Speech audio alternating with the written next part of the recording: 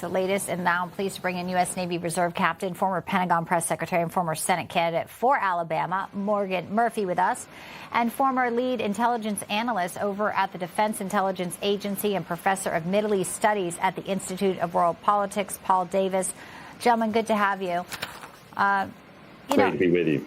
The messaging, from the White House this week, from Secretary Besson and President Trump, is it's imminent, clearly much more complicated, not surprising. But Morgan, where does this land us with some of the, decisions that now have to be made? And we know the Gulf had also pressured President Trump to try and make a deal.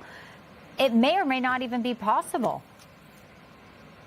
Well, the world wants us to make a deal. Asia and Europe are far more reliant on Iranian oil than the United States is. So our allies and partners around the world want to see that strait reopened. But the question is, who are we negotiating with? The Ayatollah's son, who took over after his father was killed, didn't even go to his dad's funeral. The president is speaking. Now we have the head of parliament speaking. There's no consensus from Iran about how to end this war. And if you want a negotiation, you got to know who's holding the pen over there to actually call the shots. And that's the tricky situation that the executive branch here in the United States is dealing with right now. Yeah, that's a very fair assessment and accurate, I believe. But at the end of the day, when you look at this sort of Oman-Iran deal that they're trying to put out as something that they've accomplished, it actually is the strait's in a worse position than it was before the conflict began.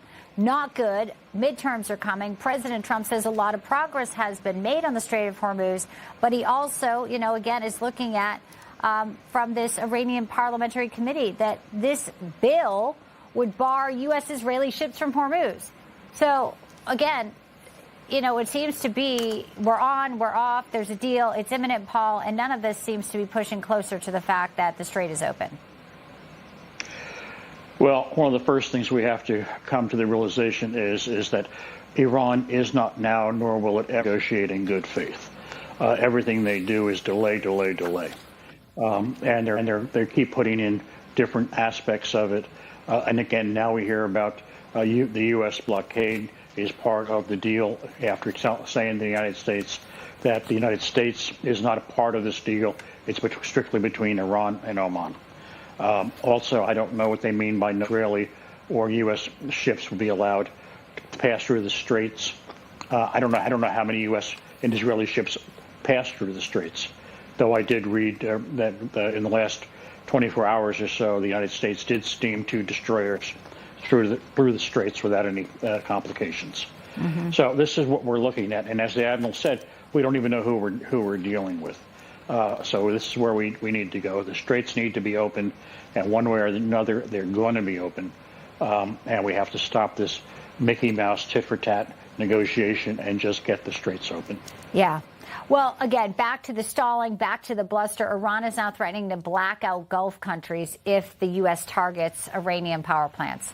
We have great allies in the region. Saudi Arabia, of course, fighting off the proxy, the Houthis and the Bab al-Mandab, and also they attacked one of their airports in Saudi with a drone.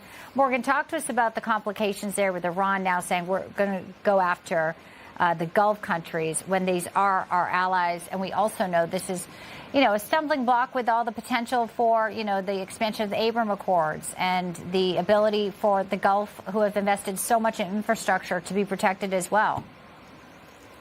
Well, Henry Kissinger said the Iranians will never negotiate fairly or honorably until they run out of ammunition. And we're really testing that theory. And I just don't, I've read a lot of military strategy books. I've been in a lot of military strategy classes, and I've never heard attack every single one of your neighbors. That's the surest way to win a war. It didn't work for a lot of folks down in history to get into a 2-front war. And Iran here is in about a 10-point front war. And it's probably not going to work out well for them. And it certainly has unified the Middle East in a way that, frankly, I never thought we'd see in our lifetime. I just never thought I would see Israeli intelligence being shared with Gulf states. And Trump is the one who's brought all of this into being. He's unified the Middle East. He's gotten most of the Gulf states in a remarkable state of peace with each other and with us. And the last piece to fall into place is Iran. And he's taking that on directly. And it takes a lot of courage. It takes a lot of guts. And it's going to take some will on behalf of the American people to see this through to the end. But we will see it through to the end. Final topic here to you, Paul. And President Trump has come out with a full endorsement of Pete Hegseth after some reports were saying they had a dust-up at Camp David over the munitions. He says Pete Hegseth doing a great job. He posted that this afternoon saying, I'm extremely happy. And, you have to wonder, too, President Trump was also very upset about leaks to the Washington Post. He says that type of, leak, he says they're treasonous statements and they are being hunted down. He said they deserve jail time. Paul, the danger of having leaks like that at a time of war.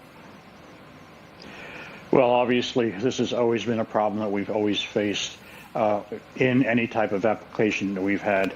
Old saying is the first casualty of war is the truth. And I think this is one of the things we're facing right now, is that we are not getting truthful information from anybody involved. I don't think Secretary Hegseth has a problem. I don't think the United States has a problem with the information that's being leaked. I don't think there's an ammunition problem. I've been involved in my short 30 years in the Army. I was involved in many battle plans, and they always included battle loadouts, what we're going to bring into battle, what the rate of consumption is going to be, and the rate of replenishment. So these reports are nothing more than something to aid and comfort the enemy. And as the president said, these are treasonous. Yeah. Great to have you both. Paul Davis, Morgan Murphy, please join us again very soon. Appreciate your analysis. Thanks, Bianca. Thank you, guys. Thank you for having me.